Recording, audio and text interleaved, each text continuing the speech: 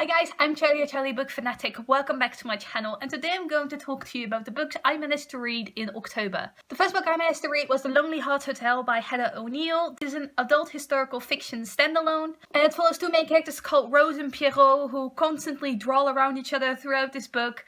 They meet each other when they're children in an orphanage, and they want to start a circus together when they're adults. But when they grow up, they both get adopted into different families, and they don't really encounter each other until we're nearing the end of the book. This book is about their separate lives playing out. They both dabble in the underworld. Their lives aren't going very great. I ended up rating this one 3 stars. It was not what I expected it to be. The prose in this wasn't as beautiful as I expected it to be from the back, because the back is basically a review of the book and it tells you that it is very lyrically written, and I did like the writing style, but it just wasn't what I expected it to be. Also, the characters, especially the character of Pierrot, were very annoying to me. They did go through some character development throughout this book, but it wasn't the character development I wanted them to go through. The book was a very dark one, and I like dark books, but I expected more of a positive outcome with the character development. Having said that, I did like how the ending of the book played out. I thought it was very moving, very touching, and I do have a sticky in here, and I will read that to you because I thought it was very pretty. All children are really orphans. At heart, a child has nothing to do with its parents, its background, its last name, its gender, its family trait. It is a brand new person, and it is born with the only legacy that all individuals inherit when they open their eyes in this world: the inalienable right to be free. Love that quote. Absolutely love it. The next book I read was Listen to Your Heart by Kasie West. Kasie West is known for her YA contemporary standalones, and this is not any different. The book is about our main character called Kate Bailey. She lives by a lake. Her parents are running a company where they host these activities on the lake, like riding water scooters and such. Kate has joined the school's podcast because of her best friend Alana, but then Kate gets chosen to actually be the on-air host, and Kate isn't cut out for this job at all, and she really doesn't want to do it, but there is no other way, and she ends up having to do it. And to her own surprise, she actually ends up being very good at the on-air hosting thing. But every single week the podcast keeps getting a call from this anonymous guy asking for advice about a girl, and Kate figures out that the guy is none other than the school's heartthrob called Diego Martinez. Kate's best friend Alana is head over heels in love with Diego, but then Kate also falls in love with Diego, and the story plays out from there. I gave this book 4 stars. I really liked it. It wasn't my favorite book by Kasie West, but Kasie West is a solid contemporary author, and I really like everything she writes. My least favorite aspect of the plot was the writing. Kasie West does write a very solid contemporary, but her contemporaries never really seem to move me in some way. I do enjoy her books, but they're not really the emotional kind of contemporaries, and those are the kind of contemporaries I seem to favor.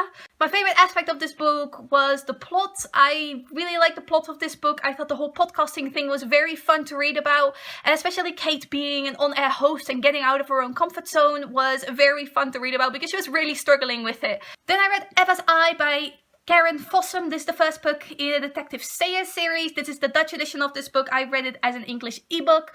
I got this book from my mom, and I did end up enjoying it. I rated it 3 stars. It's about this painter called Eva Magnus, and one day she is walking along the river with her daughter Emma. Her daughter discovers a floating body in the river, and then Eva takes her daughter to this phone booth, and she tells her daughter she's going to call the police, but she ends up calling her father and not alerting the police at all.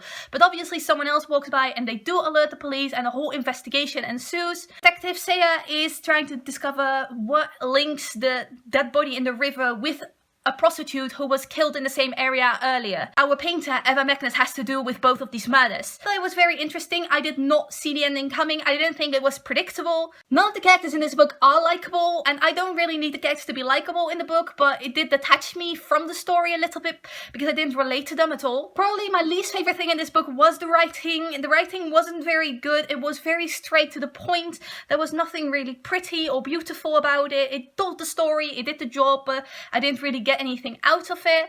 And then my favorite thing was the plot. The plot was solid.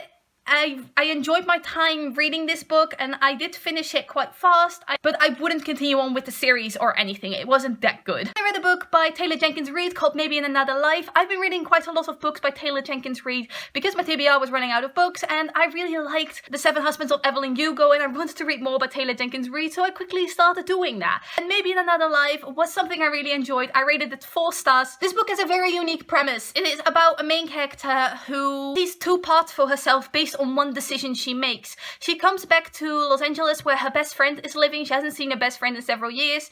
She hasn't lived in the same city as her best friend since she was young. Since she was a teenager, she's now an adult. Taylor Jenkins Reid writes adult contemporaries with adult characters. And then our main character lives with her best friend for a little bit, and that same night that she comes living with her best friend, she gets a text from her ex-boyfriend, who also lives in Los Angeles, and he asks if she wants to come out with him. And then her and her best friend and her best friend's husband go to a bar where this dude is, and then the decision is based on the fact whether our main character stays with this guy for the night or goes back home with her best friend. You get to see two futures throughout this book alternating in chapters, and both are good in their own right. They have solid romances, both of them, with characters you really like with our main character. And it is interesting how worlds can really turn around and our lives can really unfold differently based on one choice we make. And I really like the message of this book. My favorite thing were the characters. They were super well developed. I really liked our main character, and I really liked both of the love interests in both separate futures. Her best friend was also solid and had her own plotline going on besides our main characters.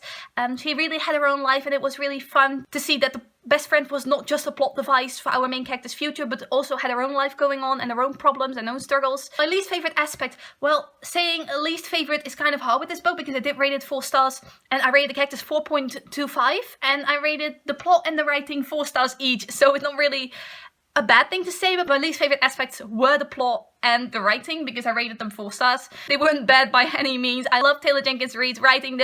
She writes very beautifully. She has a lot of beautiful quotes that I really, really like. And every time I read something by her, I feel enlightened. I feel like I get a message from her books, and I really enjoy that. And I enjoy the plots that she writes. She has very unique ideas, and the way she executes them is not flawless, but something I really enjoy. And I definitely want to continue on reading her books and whatever she comes out with next. I ended up reading a graphic novel, Miss Marvel, Volume 7, Damage Per Second. It's been a good while since I read a Miss Marvel, but I really enjoyed Damage Per Second. I rated it 4 stars. It's not my favorite installment in the series, but I haven't had a favorite installment really since I read Volumes 5 and 6 back in the day. I read those before I ever started reading Volume 1 because I had no clue that I wasn't reading Volume 1. I know, it's kind of ridiculous, but I read those a long time ago, and those were still my favorite installments in the series, but Volume 7 was definitely a decent installment, and I had a blast reading it. Favorite aspects in this graphic novel were the characters and the art. The art in Miss Marvel is extremely beautiful. I don't have the graphic novel with me, but I can show you one of the last installments and the art in it because the art didn't change. This is what Miss Marvel looks like. I think it is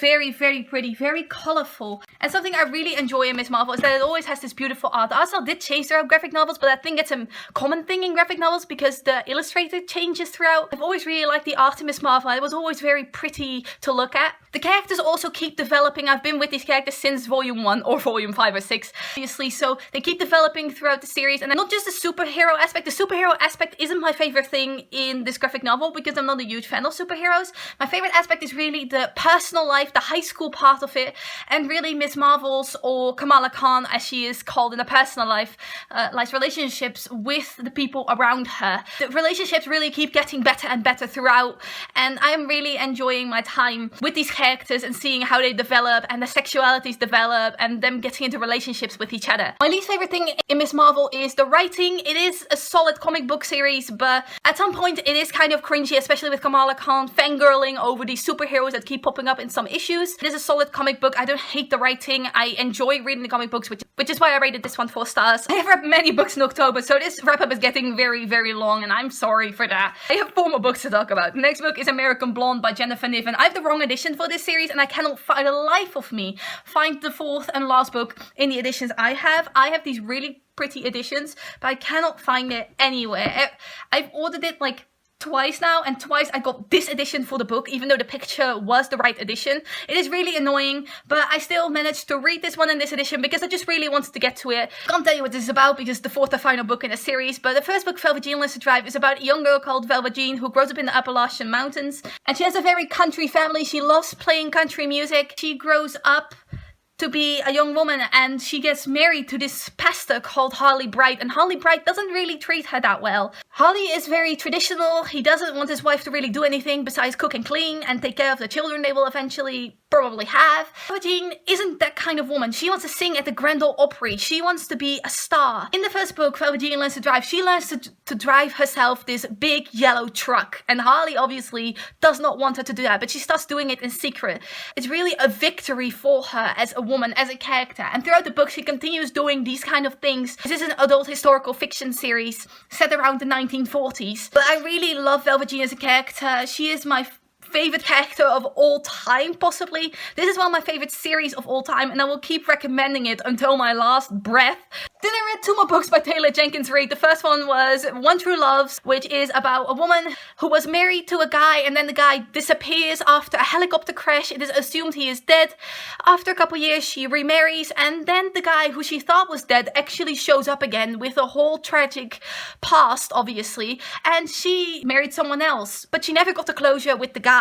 So this book is her trying to figure out who she is supposed to end up with Jesse, the guy who disappeared, or with Sam, the guy who she remarried and currently loves very much. Does she still have something in common with Jesse after all this time, since they don't really know each other anymore? A couple of years have passed, our main character has changed. So that's the situation in the book. I liked it very, very much. I thought it was a very adult, very mature book, and I really enjoyed that. I didn't see the ending coming because I'm really used to YA books with their very predictable endings, but this book really had a very mature, very heartwarming, but also heart-wrenching ending. I also ended up rating this one 4 stars, more like 4.25, 4.5 stars.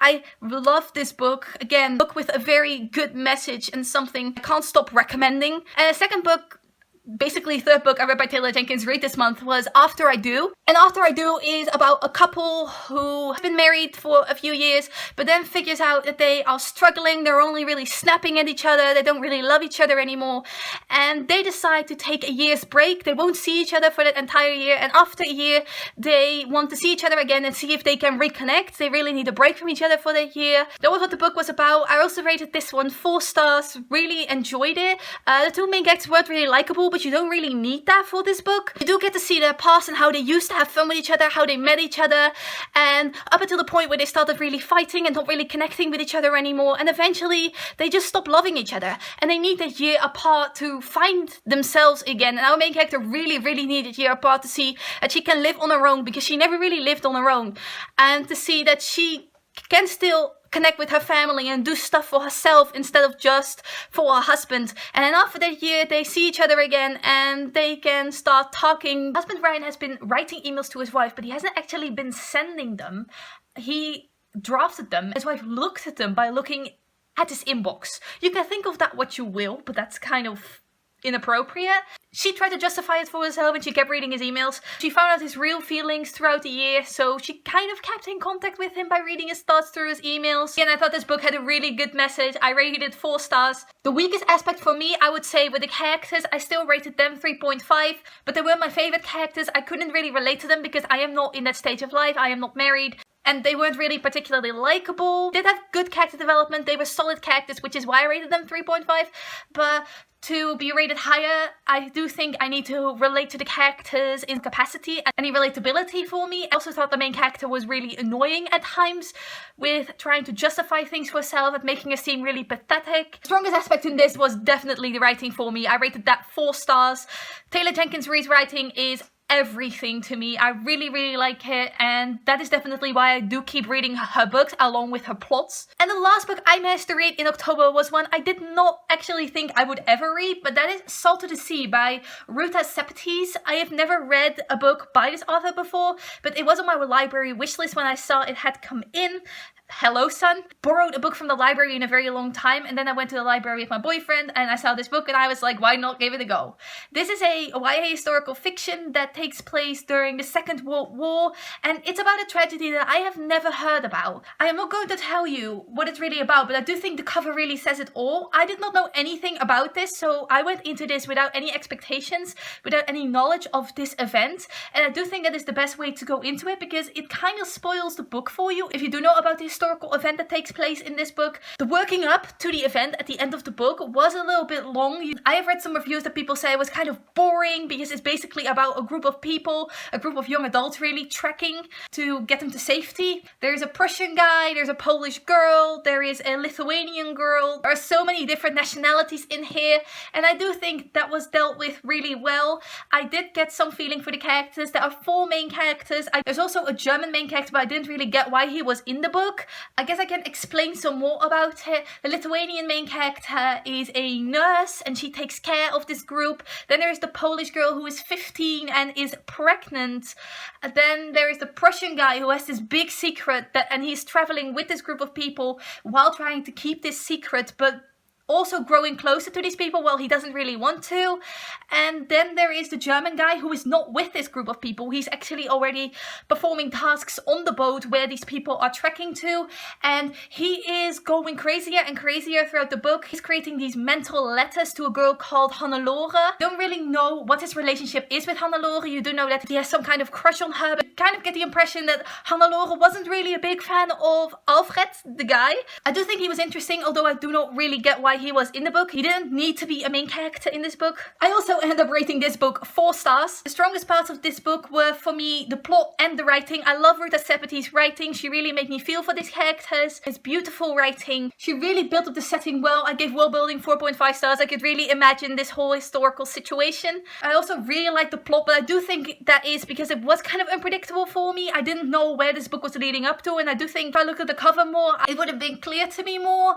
But I do like that I didn't know where this was going, and it really punched me in the gut because of that. The weakest aspect of this for me were the characters. I didn't feel for them as much as I could. I didn't really cry throughout this book, which is kind of the point because it is a very emotional book. These characters are going through a lot of turmoil. I wish I felt more for them, but I didn't really. I felt kind of detached and distant. That is not really a good thing, but I did really like the world building and where this was going, and I definitely want to read her other book, Between Shades of Grey, because it is about the Lithuanian main character's cousin, Lena, and I think that is a really cool link between the 2 books, even though they are both standalones. So yeah, I definitely do want to read more by this author. So that was my October wrap up. Thank you for staying with me if you are at the end of this video right now, because it was such a long wrap up. I read a lot in October and I'm very proud of that, honestly.